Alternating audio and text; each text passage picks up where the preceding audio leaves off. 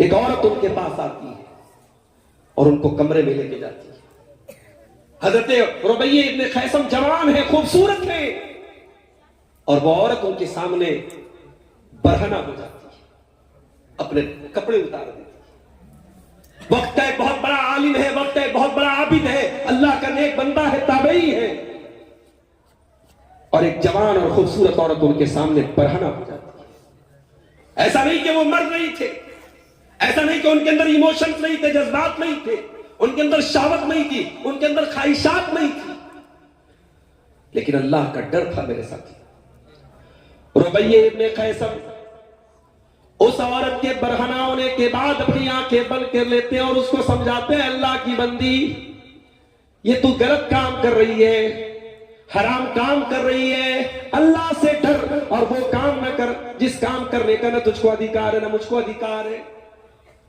ربیہ ابن خیثم جب اللہ کا ڈر اس عورت کو یاد دلاتے ہیں، وہ عورت جلدی سے کپڑے پہن لیتی ہے، توبہ کر لیتی ہے، اور نیک لوگوں میں، عابد لوگوں میں، زاہدین میں اس عورت کا شمار ہوتا ہے. اور اس سے بھی بہترین مثال کریم ابن کریم اور نبی ابن نبی حضرت یوسف علیہ السلام کی مثال. یوسف علیہ السلام جس عورت کے گھر میں رہتے ہیں وہ عورت ان کی مالکن ہے، حضرت یوسف اس کے کنٹرول میں رہتے ہیں. وہ عورت گھر کے سارے دروازے بند کر دیتی ہے اور بار بار یوسف کو اپنے پاس بلاتی ہے.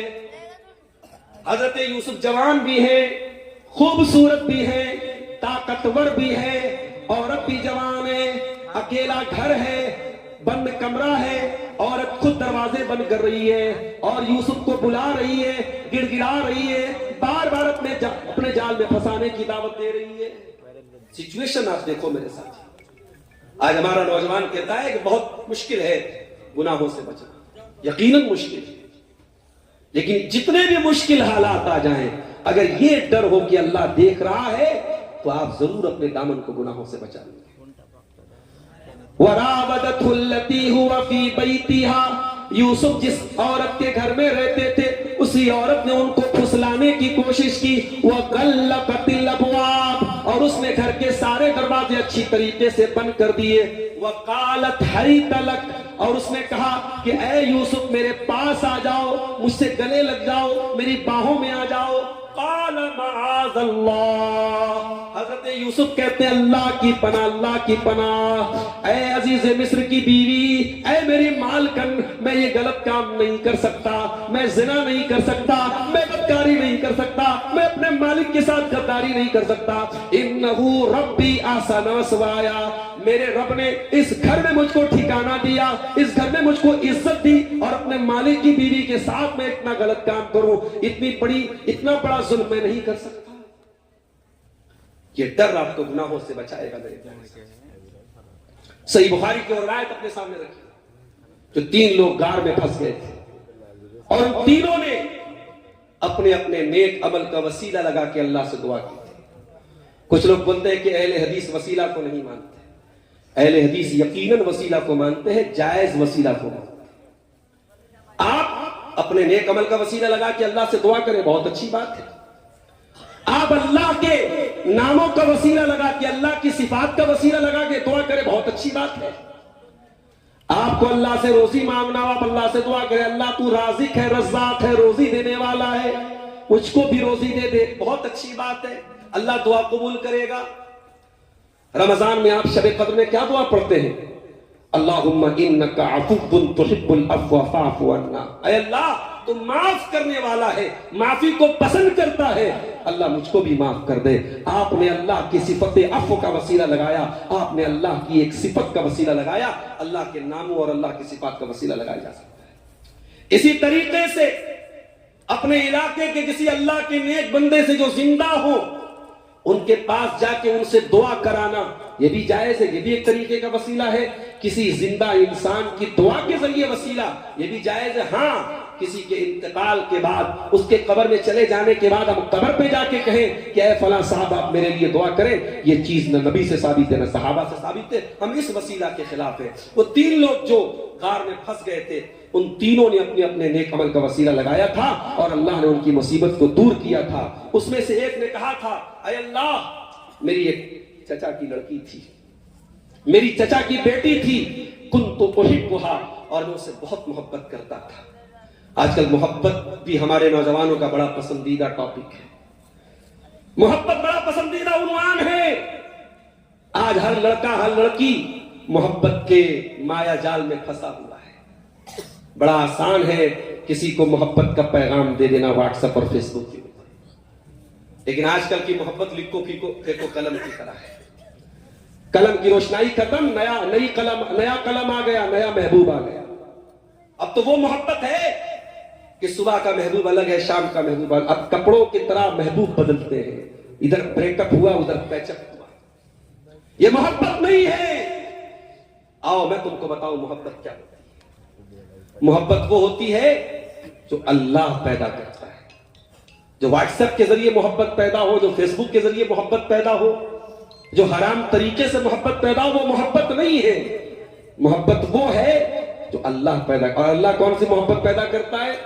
وَمِنْ آيَاتِهِ أَنْ خَلَقَ لَكُم مِّنْ أَنفُسِكُمْ أَزْوَاجًا لِتَسْكُنُوا إِلَيْهَا۔ اللہ کی ایک نشانی یہ بھی ہے، اس نے تمہاری بیویوں کو بنایا تاکہ تم ان سے سکون حاصل کرو۔ وَجَعَلَ بَيْنَكُمْ مَوَدَّةً وَرَحْمَةً، اور اللہ نے میاں بیوی کے بیچ میں محبت پیدا کر دی۔ کبھی غور کرنا، ماں باپ زندگی پر اولاد کو پالتے ہیں، بیٹا جوان ہوا، بیٹی جوان ہوئی، شادی کر دی گئی، ماں باپ نے شادی کر دی۔ اور آپ کے اس علاقے میں مجھے کسی نے بتایا بڑی تعداد میں لوگ جے پور میں جا کے کام کرتے ہیں، سلائی کا کام کرتے ہیں، کچھ لوگ جو ہے کچھ اور کام کرتے ہیں، کوئی گجرات میں پینٹ کا کام کرتا ہے۔ اچھی بات، بہت اچھی بات ہے آپ کے یہاں اگر ایک کام کا ایک رواج ہے اور لوگ ایک کام کر رہے، بہت اچھی بات ہے۔ مگر میں ایک بات کہنا چاہوں گا، سیمانچل کا یہ علاقہ اللہ کا فضل و کرم ہے۔ اب کوئی یہ نہیں کہہ سکتا ہے کہ بہت پچھڑا علاقہ ہے۔ پورنیہ میں ایئرپورٹ بھی شروع ہو گیا، ماشاءاللہ پورا روڈ 4 لین روڈ بن گیا، آپ کے علاقے میں آنا کنیکٹیوٹی بہت آسان ہو، روزی روٹی کے ذرائع بہت ہو گئے۔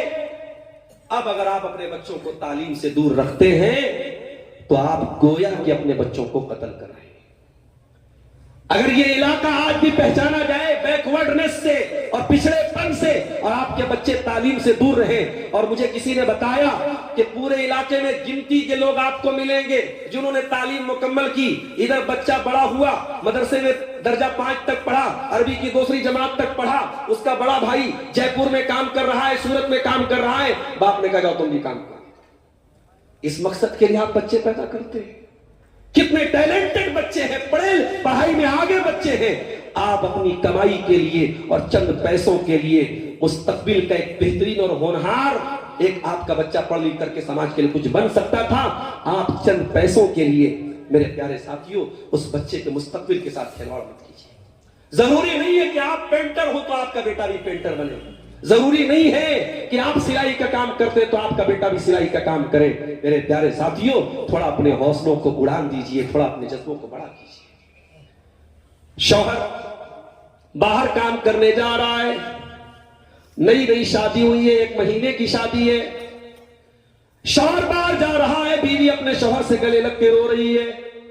اتنا اس لڑکے کی ماں بھی نہیں روئی، اتنا اس کی بہن بھی نہیں روئی، اتنا اس کا باپ بھی نہیں رویا۔ 1 مہینے کی شادی ہوئی ہے اور جو دلہن ہے، جو بیوی ہے، جو اس کی بیوی ہے، وہ اتنا زیادہ رو رہی ہے۔ یہ کیوں رو رہی ہے؟ یہ کوئی نقلی آنسو نہیں ہے، یہ کوئی بناوٹی ہے، حقیقت میں وہ رو رہی ہے، حقیقت میں اس کو تڑپ ہے اپنے شوہر کے جانے کی۔ یہ محبت جو شوہر کی بیوی کے دل میں پیدا ہوئی ہے، یہ فیس بک اور انسٹاگرام کی دین نہیں ہے، یہ نکاح کی دین ہے۔ میرے نوجوانوں، محبت کے مایا جال سے نکلو، شادی کے قابل ہو گئے، شادی کرو، نکاح کرو، اور شادی کر کے محبت کرو، محبت کر کے شادی مت کرو۔ اس نے کہا، اے اللہ، میری چچا کی لڑکی بھی میں بہت محبت کرتا تھا، اور محبت کے نام پہ کیا چاہتا تھا؟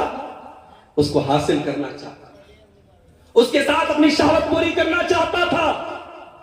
ایک مرتبہ گاؤں میں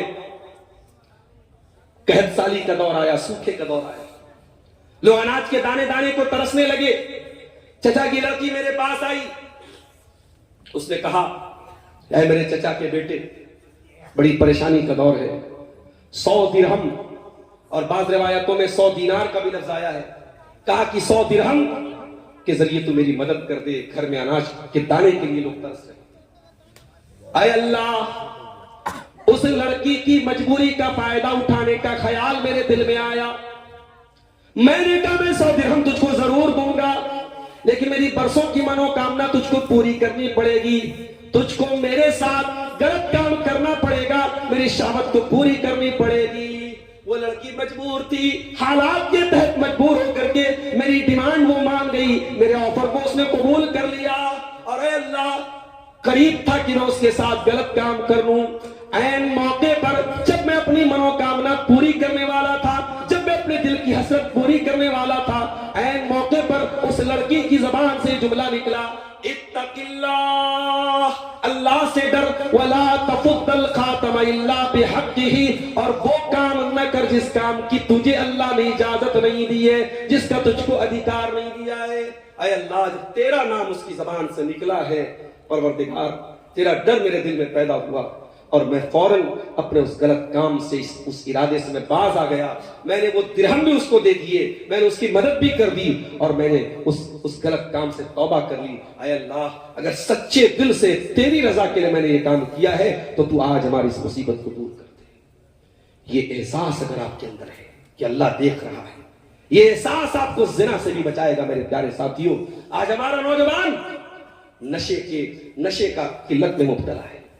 ابھی کل کٹیہار کے علاقے میں تھا، لوگوں نے بتایا آج کل کوئی نشہ ہے جس کو اسمیک بولتے ہیں، کوئی پاؤڈر کا نشہ ہے۔ آج ہمارا نوجوان وہ نشہ کر رہا ہے، اور وہ نشہ کیا ہے؟ وہ نشہ ایسا ہے کہ جس کو عادت لگ گئی وہ ہر حال میں اس کو وہ پاؤڈر چاہیے، کسی بھی قیمت پر چاہیے، اپنی بہن بیٹی کو بیچنا پڑے تو بیچ دے گا، اپنا گھر گروی رکھنا پڑے گھر گروی رکھ دے گا، ہر حال میں اس کو اپنے نشے کا وہ کام پورا کرنا ہے۔ کیوں کرتے ہو نشہ؟ کہتا ہے سکون کے لیے۔ ارے ایسا سکون، ایسا من کا سکھ، ایسی من کی شانتی جو تیرے شریر کو برباد کر دے، جو تجھے باپ بننے کے قابل نہ چھوڑے، شوہر بننے کے قابل نہ چھوڑے، تیری بیوی سے تجھ کو دور کر دے، تیری ماں سے تجھ کو دور کر دے، تیرے بچوں سے تجھ کو دور کر دے، تیرے شریر کو برباد کر دے۔ میرے نوجوانوں، اس طریقے کی تمام چیزیں تم کو سکون نہیں دے سکتی۔ تم کو سکون نہ نشہ کے اندر ملے گا، نہ شراب میں ملے گا، نہ اسمیک میں ملے گا، نہ گٹکھے میں ملے گا، نہ شراب میں ملے گا۔ تم کو سکون اگر چاہیے، آؤ، اللہ فرماتا ہے الا بذکر اللہ تطمئن القلوب، اے میرے بندو، اللہ کو یاد کرو، اللہ کا ذکر کرو، تمہارے دلوں کو سکون ملے گا۔ اے سکون کی تلاش میں نشہ کرنے والے نوجوان، اے سکون کی تلاش میں حرام ریلیشن شپ بنانے والے نوجوان، اے سکون کی تلاش میں شراب کا جام لٹانے والے نوجوان، آ جا، وضو کر لے، اللہ کے سامنے سجدہ کر لے، اور پھر دیکھ تیرے بدن سے ٹینشن کا بوجھ کیسے اترتا ہے، تیرے دل کو سکون کیسے ملتا ہے، تیرے مائنڈ کو پیس کیسے ملتا ہے۔ تو اللہ کے سامنے جھک تو صحیح، تو کہاں سکون تلاش کر رہا ہے؟ تجھے شراب میں سکون نہیں ملے گا، تجھے زنا میں سکون نہیں ملے گا۔ یہ احساس پیدا کر کے اللہ دیکھ رہا ہے، اور یاد رکھو، یہ احساس اگر پیدا ہو گیا کہ اللہ دیکھ رہا ہے تو دنیا میں بھی آپ غلط کام سے بچیں گے، اور آخرت میں بھی اللہ جنت دے گا۔ ان الذین یخشون ربهم بالغیب، جو لوگ اللہ سے ڈرتے ہیں غائبانہ طور پر، بغیر دیکھے اللہ سے ڈرتے ہیں، اللہ کو دیکھا نہیں، جنت کو دیکھا نہیں، جہنم کو دیکھا نہیں، قبر کا عذاب دیکھا نہیں، لیکن اللہ سے ڈرتے ہیں۔ ان الذین یخشون ربهم بالغیب، جو بغیر دیکھے اللہ سے ڈرتے ہیں، لہم مغفرۃ، ان کے گناہوں کو اللہ معاف کر دے گا، واجر کبیر، ان کو بہت بڑا ثواب ملے گا، جنت بھی ملے گی آپ کو۔ اور ایک بات بتاؤں، اللہ کی رحمت کا اندازہ لگانا ہے۔ آپ کوئی گناہ کرتے ہیں، اگر آپ نے گناہ کا ارادہ کیا لیکن گناہ نہیں کیا، آپ کو کوئی سزا نہیں ملے گی، کوئی آپ کے نامہ اعمال میں کوئی گناہ نہیں لکھا جائے گا۔ اگر آپ نے نیکی کا پکا ارادہ کیا، عشاء کی نماز آپ نے پڑھی، عشاء کی نماز کے بعد آپ نے سنت بھی پڑھ لی، وتر کی نماز آپ نے نہیں پڑھی، آپ کا ارادہ تھا رات میں اٹھوں گا تہجد کی نماز پڑھوں گا، آپ بستر پہ گئے، سو گئے، ارادہ تو تھا موبائل پہ آپ نے اعلان بھی لگایا تھا 2 بجے کا 3 بجے کا، موبائل بجتا اور آپ کی نیند نہیں کھلی، لیکن آپ نے ارادہ پکا کیا تھا، آپ کی نیند کھلی فجر کے ٹائم، آپ نے تہجد نہیں پڑھی، آپ نے تہجد نہیں پڑھی، مگر آپ کو تہجد کا ثواب ملے گا۔ یہ اللہ کی رحمت ہے۔ آپ اگر نیکی کا پکا ارادہ کر لیں اور نیکی نہ کر پائیں تب بھی ایک ثواب آپ کو ملے گا، اور اگر نیکی کر لیں گے تو 10 گنا ثواب ملے گا۔ اور اگر آپ نے کسی گناہ کا ارادہ کیا تو اللہ تعالیٰ فرشتوں سے کہتا ارقبو، میرے بندے پر نظر رکھو، اگر میرا بندہ یہ گناہ کر لیتا ہے تو اے میرے فرشتوں ایک گناہ اس کے نام اعمال میں لکھنا، اور اگر میرا بندہ گناہ نہیں کرتا ہے، شراب پینے کا خیال آیا، زنا کرنے کا خیال آیا، حرام کام کرنے کا خیال آیا، بندے نے غلط کام کرنے کا ارادہ کیا لیکن ابھی اس نے گناہ نہیں کیا، اگر وہ گناہ سے بچ گیا، اللہ کہتا ہے فَاكْتُبُوهَا لَهُ حَسَنًا، میرے بندے کے نام اعمال میں ایک نیکی لکھ دو۔ اے اللہ، اس نے تو کوئی نیکی نہیں کی، وہ تو شراب پینے جا رہا تھا، وہ تو زنا کرنے جا رہا تھا، وہ تو حرام کام کرنے جا رہا تھا، لیکن جب گناہ کا ارادہ کر کے اس نے گناہ کو چھوڑ دیا، اللہ کہتا لکھ لو، ایک نیکی لکھ لو، فَإِنَّهُ تَرَكَهَا مِن جَرَّايَا، اس لیے کہ بندے نے اگر اس گناہ کو چھوڑا ہے تو میرے ڈر سے چھوڑا ہے، اگر میرے خوف سے اور میرے ڈر سے میرے بچے میرے بندے نے اگر زنا سے بچ گیا، شراب سے بچ گیا، تو میرا بندہ ایک نیکی کا حقدار ہے، میرے فرشتوں میرے بندے کے نام اعمال میں ایک نیکی لکھا۔ یہ اللہ کی رحمت ہے میرے ساتھ۔ اور اگر یہ خیال دل سے نکل جائے کہ اللہ دیکھ رہا ہے تو انسان کچھ بھی کر سکتا ہے، انسان بے حیا بن سکتا ہے، بے غیرت بن سکتا ہے۔ جب دل میں یہ ڈر ہی نہ ہو کہ اللہ دیکھ رہا ہے تو کچھ بھی کر سکتے ہو۔ اسی لیے اللہ کے پیارے نبی فرماتے کل امتی معافن الا المجاہرین، میری امت میں سب کے گناہوں کو معاف کر دیا جائے گا لیکن ان کے گناہ معاف نہیں ہوں گے جو کھلم کھلا گناہ کرتے ہیں۔ صحابہ نے کہا اللہ کے نبی کھلم کھلا گناہ کا کیا مطلب ہے؟ آپ نے فرمایا ایعمل الرجل لیلا، بندہ رات میں کوئی گناہ کرے اور صبح اللہ تعالیٰ اس کے گناہ پر پردہ ڈال دے اور بندہ اپنے گناہوں کا پردہ چاک کرے، دنیا کو بتائے میں نے گناہ کیا ہے۔ آج کل غلط کام کرنے کے بعد اس کا ویڈیو بھی وائرل کیا جاتا ہے۔ یہ دور آ گیا کہ گناہوں کی پبلسٹی کی جاتی ہے، گناہوں کو پھیلایا جاتا ہے۔ یاد رکھو گناہ کرنا بہت بڑا گناہ ہے اور گناہ کی پبلسٹی کرنا اس سے بڑا گناہ ہے۔ میرے نوجوانوں، سوشل میڈیا چلانے والوں، اگر آپ کے پاس کوئی غلط ویڈیو پہنچا ہے اور آپ نے اس کو دیکھا ہے تو آپ نے گناہ کیا ہے، لیکن اگر آپ نے اس کو دوسروں کو سینڈ کیا ہے تو آپ نے اور بڑا گناہ کیا ہے۔ کان کھول کے سن لو، اللہ قرآن میں کہتا ہے کہ جو لوگ ان الذین یحبون ان تشیع الفاحشۃ فی الذین آمنوا، جو لوگ ایمان والوں کے درمیان بے حیائی کو پھیلانا چاہتے ہیں ان کو دنیا میں بھی دردناک عذاب ملے گا اور آخرت میں بھی دردناک۔ میرے پیارے بھائیوں، اگر یہ احساس آپ کے اندر نہیں ہے کہ اللہ دیکھ رہا ہے، اس کا سب سے خطرناک پہلو کیا ہے؟ آپ کی نیکیاں برباد ہو جائیں گی، آپ کے حج و عمرے برباد ہو جائیں گے، آپ کے صدقہ خیرات برباد ہو جائیں گے۔ بڑے غور سے سنیے، اللہ کے پیارے نبی کی حدیث سنا رہا ہوں، ابن ماجہ کی صحیح روایت ہے، حدیث کے راوی حضرت ثوبان رضی اللہ تعالیٰ عنہ ہیں۔ حضرت ثوبان کہتے ہیں لَأَعْلَمَنَّ أَقْوَامًا مِّنْ أُمَّتِي، میں اپنی امت کے ایسے لوگوں کو جانتا ہوں یاتون یوم القیامہ، جو قیامت کے دن آئیں گے بحسنات، نیکی لے کر کے آئیں گے، امثال جبال تہامہ، تہامہ کی پہاڑیوں کے برابر نیکیاں لے کر کے آئیں گے، اللہ تعالیٰ ان کی نیکیوں کو ہوا میں اڑا دے گا۔ ہمارے پاس تو نیکی ہی نہیں ہے۔ اللہ کے نبی ان کا ذکر کر رہے جن کے پاس پہاڑوں کے برابر نیکی، ہم لوگ تو نیکی سے محروم لوگ ہیں، ہمارے پاس تو گنی چنی نیکیاں ہیں۔ اللہ کے نبی کہہ رہے نیکیوں کا پہاڑ ہوگا اور اللہ ان کی نیکیوں کو ہوا میں اڑا دے گا۔ صحابہ نے کہا اللہ کے نبی صفہم لنا وجلہم لنا، ذرا کھول کر کے بیان کر دیجئے وہ کون لوگ ہوں گے، وہ کون بدنصیب لوگ ہوں گے جو نیکیوں کا پہاڑ لے کے آئیں گے لیکن اللہ تعالیٰ ان کی نیکیوں کو برباد کر دے گا۔ فرمایا اے میرے صحابہ، وہ تمہارے ہی بھائی ہوں گے، وہ تمہاری طرح نماز پڑھیں گے، وہ تمہاری طرح روزہ رکھیں گے، وہ تمہاری طرح راتوں میں تہجد پڑھیں گے، وَلَكِنَّهُمْ إِذَا خَلَوْا بِمَحَارِمِ اللَّهِ انتهكوها، لیکن جب وہ بند کمرے میں ہوں گے، جب تنہائی میں ہوں گے، جب اکیلے میں ہوں گے، وہ غلط کام کریں گے، وہ ناجائز کام کریں گے۔ میرے پیارے ساتھیوں، اللہ کا ڈر اپنے اندر پیدا کیجیے، اور اللہ کی قسم یہ بھرشٹاچار ختم ہو جائے گا، یہ چوری ملاوٹ ختم ہو جائے گی، یہ سماج سے، دیش سے، ملک سے اور ہمارے علاقے سے یہ بدعنوانی ختم ہو جائے گی اگر یہ احساس پیدا ہو جائے۔ اللہ دیکھ رہا ہے۔ حضرت عمر کو دیکھو، گشت لگا رہے تھے، ایک مکان سے ایک لڑکی کی آواز آئی، لڑکی کی ماں لڑکی سے کہہ رہی تھی بیٹی اٹھو دودھ میں پانی ملا دو۔ دودھ بیچنے کا کاروبار کرتے تھے وہ لوگ۔ لڑکی کی ماں نے لڑکی سے کہا بیٹا اٹھ جا دودھ میں پانی ملا دے۔ لڑکی کہتی امی جان کیا آپ نے نہیں سنا کہ حضرت عمر کا یہ فرمان آیا ہے، امیر المومنین کا یہ فرمان آیا ہے کہ دودھ میں پانی ملانا اپرادھ ہے۔ کہا ہے میری بیٹی رات کا وقت ہے، عمر آرام سے اپنے گھر میں سو رہے ہوں گے، عمر کو کیا پتا ہم کیا کر رہے ہیں، چپ چاپ سے اٹھ کے دودھ میں پانی ملا دے۔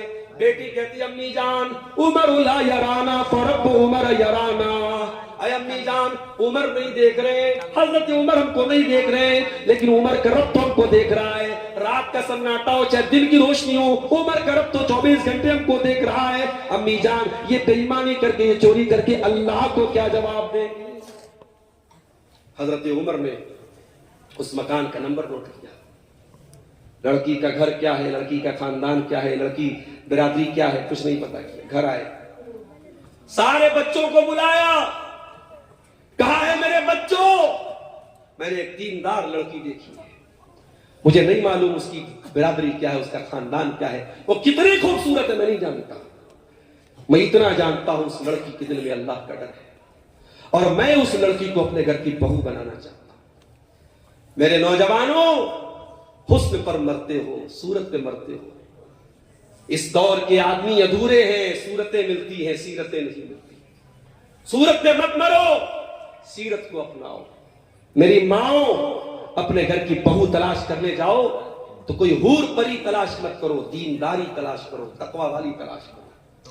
دیندار آئے گی تمہارے گھر کو جنت بنائے گی۔ بہت پورے گاؤں کی سب سے خوبصورت لڑکی لے کے آؤ گی، لیکن دیندار نہیں ہوگی تو گاؤں والے یہ تو کہیں گے فلانے کی بہو بہت خوبصورت ہے، فلانے کی بہو بہت خوبصورت ہے، یہ تو بولیں گے، لیکن اگر وہ بے دین ہوگی تو آپ کے پورے گھر کے سکون کا جنازہ نکال۔ یہ ساس بہو میں جو آج کھٹپٹ چل رہی ہے، ابھی نیپال سے بھائی کا میسج آیا، مولانا صاحب آج بٹرہا میں آپ تقریر کرنے جا رہے، تھوڑا ساس بہو پہ بولیں۔ کیا بولے بھائی؟ ساس بہو، ساس کے خلاف کچھ بولیں گے ساس ناراض ہو جائے گی، بہو کے خلاف کچھ بولیں گے بہو ناراض ہو جائے گی۔ اور بیچارہ جو شوہر ہوتا ہے وہ چکی کے دو پارٹ کے بیچ میں پستا رہتا ہے، اس کو ماں کا بھی خیال کرنا ہے، بیوی کا بھی خیال کرنا ہے۔ ماں وہ ہے جو دنیا میں اس کو لے کے آئی ہے، اور بیوی وہ ہے جس کے لیے دنیا میں وہی سب کچھ ہے۔ اب بیچارہ بیوی کی سائیڈ لیتا ہے تو ماں ناراض ہوتی ہے، ماں کی سائیڈ لیتا ہے تو بیوی ناراض ہوتی ہے۔ بڑا اچھا ایک لطیفہ ہے کہ ایک عورت کی لڑکی کی شادی ہوئی تو کسی نے کہا، لڑکی نے فون کر کے کہا کہ آپ کا جو داماد ہے وہ مجھ کو لے کر کے، آپ کی بیٹی کو لے کر کے گھومنے جا رہا ہے۔ کہا کہ کتنا اچھا میرا داماد ہے۔ پھر اس نے، لڑکی نے کہا کہ میں گھر میں رہتی ہوں تو میرے شوہر میرا ہاتھ بھی بٹا دیتے ہیں، گھر کے کاموں میں میرا سپورٹ بھی کر دیتے ہیں۔ تو ساس نے کہا ہاں کیا بات ہے، کتنا بہترین داماد ملا ہے، میری بیٹی کی کتنی کیئر کرتا ہے، کتنا دھیان رکھتا ہے۔ اسی گھر میں بیٹا بھی تھا، اس کی بھی شادی ہو گئی۔ ایک دن سنڈے کا دن تھا، بیٹے کی چھٹی تھی، بیوی اس کی کچن میں کام کر رہی تھی، اس نے سوچا چلو تھوڑا کمرے کی صفائی کے کام میں کر دیتا ہوں۔ ماں نے دیکھا بیٹا جھاڑو لے کے گھر کی صفائی کر رہا ہے، کہا نالائق، تو اتنا بڑا، تو بیوی کا جورو کا غلام بن گیا، تو بیوی کا کام خود کر رہا ہے، اس کا کام تو کر رہا ہے۔ تو یہ ہمارے سماج کی بڑی کڑوی حقیقت ہے۔ وہی کام داماد کرے تو خوبی ہے، وہی کام بیٹا کرے تو عیب بن جاتا ہے۔ میری پیاری ماں اور بہنوں، معاف کرنا۔ اگر آپ یہ چاہتی ہیں کہ آپ کی بہو آپ کو ماں کا درجہ دے تو آپ کو بہو کو بھی بیٹی کا درجہ دینا چاہیے. اور آپ جس عورت کو بہو بنا کے لائی ہے وہ بھی کسی کی بیٹی ہے. اور کبھی یہ سوچئے گا کہ جو لڑکی آپ کے گھر میں بہو بن کے آئی ہے آسان کام تو نہیں ہے میرے. میں سیمانچل میں آتا ہوں, کبھی کبھی 2 دن تک یہاں ٹھہر جاتا ہوں, بڑا اچھا لگتا ہے, بڑا سکون. بنارس میں سکون نہیں ہے, وہاں ادھر کھٹ کھٹ, ادھر پٹ پٹ, ادھر گاڑی کے چلنے کی آواز. یہاں سکون ہے بھائی, آرام سے, کوئی شور شرابہ نہیں, شانتی ہے. لیکن آپ کہیں کہ عبدالغفار صاحب آپ آئیے ارریا میں بس جائیے, تو میرے لیے تو بڑا مشکل ہو جائے گا. ایک لڑکی شادی کر کے آتی ہے اپنا پریوار چھوڑ کے, آسان کام نہیں ہوتا ہے میرے بھائی. ماحول الگ ہوتا ہے, گھر الگ ہوتا ہے, رشتے نئے ہوتے ہیں. اس پریوار میں وہ آ کر کے اتنا ایڈجسٹ کر لیتی ہے کہ اسی پریوار کی ایک سدسیہ بن جاتی ہے. اس عورت کی قربانیوں پر یوں پانی نہ پھیرو میری پیاری ماں باپ. اس بہو کی بھی کچھ قربانیاں. مجھے افسوس کے ساتھ کہنا پڑتا ہے کہ آج دنیا کی ہر ساس کو شکایت ہے کہ اس کی بہو جو ہے وہ اس کے دل کی مراد پوری نہیں کر رہی, اس کے من کے مطابق نہیں ہے. مگر میں اس ساس سے یہی کہوں گا کہ تو بھی تو کبھی بہو تھی, کیونکہ ساس بھی کبھی بہو تھی. ساس یہ چاہتی ہے کہ جب میں بہو تھی اور میری ساس نے جتنا مجھ کو دبا کے رکھا ہے میں ڈبل دبا کے اپنی بہو کو رکھوں. میری پیاری ماں اور بہنوں, پیار بانٹو, پیار بانٹو. اپنی بیٹیوں سے پیار کرتی ہو تو اپنی بہو سے بھی پیار کرو. بات کہاں سے کہاں نکل گئی. میں عرض یہ کر رہا تھا کہ آج اگر یہ جو سوچ ہے کہ اللہ دیکھ رہا ہے, اگر یہ سوچ پیدا ہو جائے تو بڑے بڑے گناہوں سے ہم بچ سکتے ہیں. حضرت عمر نے اس لڑکی کے بارے میں آ کے اپنے بیٹوں سے کہا کہ وہ لڑکی کون ہے, کتنی خوبصورت ہے, میں نہیں جانتا, لیکن میں یہ جانتا ہوں وہ لڑکی اللہ سے ڈرنے والی ہے. میرے بچوں کوئی تمہیں سے نکاح کرے گا. حضرت عمر کے کئی بیٹے تھے, ان کے ایک بیٹے جن کا نام عاصم تھا, عاصم نے کہا ابا جان میں اس لڑکی سے شادی کروں گا.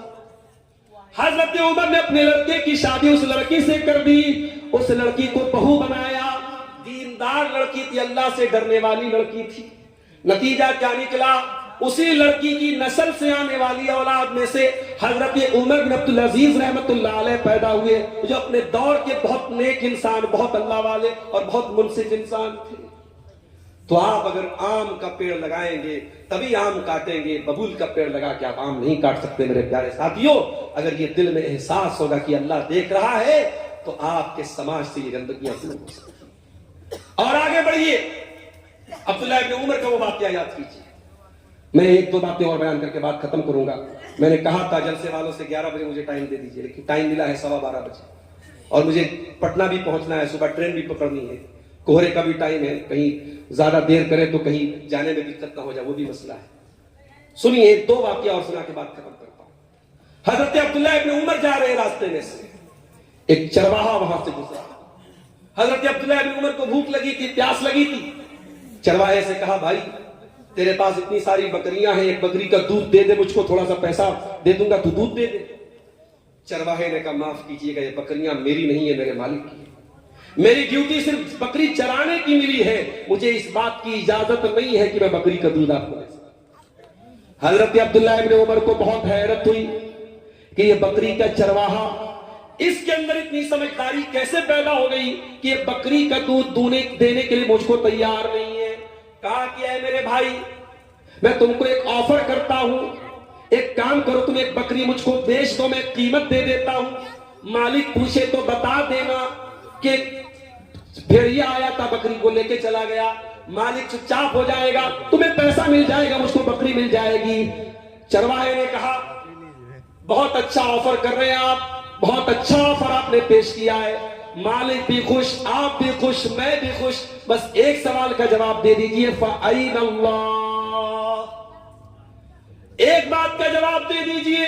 کل قیامت کی دن اللہ تعالیٰ پوچھے گا کہ تو نے اپنے مالک کے ساتھ غداری کیوں کی, تو نے مالک کے ساتھ جھوٹ کیوں بولا, تو نے مالک کے مال میں خیانت کیوں کی. میں اللہ کو کیا جواب دوں گا, بس یہی سوال کا جواب مجھ کو دے دیجیے. حضرت عبداللہ ابن عمر رونے لگے. کہا کہ تیرا مالک کون ہے؟ اس کے مالک کا پتہ لگایا, مدینہ آئے, اس کی قیمت پوچھی اور قیمت دے کے اس کو آزاد کرایا, اور کہا کہ کلمۃ العتقت کا یہ جو تو نے بات بولی تھی کہ اللہ کہاں ہے, اللہ کو کیا جواب دوں گا, اس ایک جملے نے آج تجھ کو غلامی سے بچایا ہے. اور کل جب قیامت کے دن تو اللہ کے پاس جائے گا تو تیرا یہی جملہ تجھ کو جہنم کی آگ سے بھی بچائے گا۔ اب ایک آخری واقعہ سنا کر کے میرے پیارے ساتھیوں میں بات ختم کرتا ہوں۔ حضرت عمر کا ہی یہ واقعہ ہے۔ ایک مرتبہ حضرت عمر رات میں گشت کرنے کے لیے نکلے، گشت کرنے کے لیے نکلے تو ایک عورت کی آواز انہوں نے سنی۔ عورت شوہر سے دور تھی، اکیلی تھی، اور عورت اپنے شوہر کو یاد کر رہی تھی، اور یاد کرتے ہوئے اس نے عربی کی شاعری پڑھی، اور شاعری میں اس نے اپنے درد کا اظہار کیا اور کہا تطاول هذا الليل واسود جانبه، یہ رات بڑی لمبی ہوتی چلی جا رہی ہے، یہ رات بڑی کالی ہوتی چلی جا رہی ہے، وَأَرَقَّنِي اللَّهُ حَبِيبَ أُولَائِبُ، اور میرا محبوب میرے ساتھ نہیں ہے، اس بستر پر میرا شوہر میرے ساتھ نہیں ہے، فَوَاللَّهِ لَوْلَا اللَّهُ أَنِّي أُرَاقِبُهُ، اگر میرے دل میں اللہ کا ڈر نہ ہوتا، اللہ کی قسم لَحَرَّكَ مِنْ هَذَا السَّرِيرِ جَوَانِبُهُ، تو شاید اس بستر پر میرے شوہر کے علاوہ کوئی اور ہوتا۔ شوہر دور ہے، بیوی شوہر کو یاد کر رہی ہے اور کہہ رہی ہے کہ اگر اللہ کا ڈر نہ ہوتا تو شاید اس بستر پر کوئی اور ہوتا۔ اس کے بعد کہتی ہے مخافت ربی والحیاء یصدنی، میرے رب کا ڈر مجھ کو روک رہا ہے، میری حیا مجھ کو روک رہی ہے، واکرام بعلی ان تنال مراتبہ، اور اللہ کا جو ڈر ہے، اللہ کا جو احترام ہے وہ مجھ کو روک رہا ہے کہ اگر مجھ کو جنت میں جانا ہے، اللہ کے پاس جانا ہے تو مجھے اس گناہ سے بچنا پڑے گا۔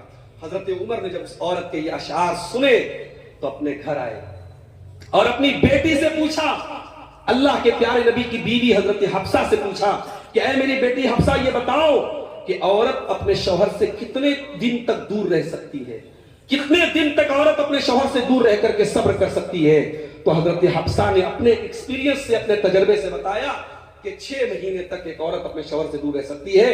حضرت عمر نے کہا لا احبس الجیش اکثر من ھذا، اب میں یہ آرڈر دے رہا ہوں کہ جتنے مسلمان مجاہدین فوج میں ہیں 6 مہینے سے زیادہ وہ ڈیوٹی پر نہیں رہیں گے، 6 مہینہ پورا ہوگا وہ گھر آ جائیں گے تاکہ یہ سچویشن پھر پیدا نہ ہو۔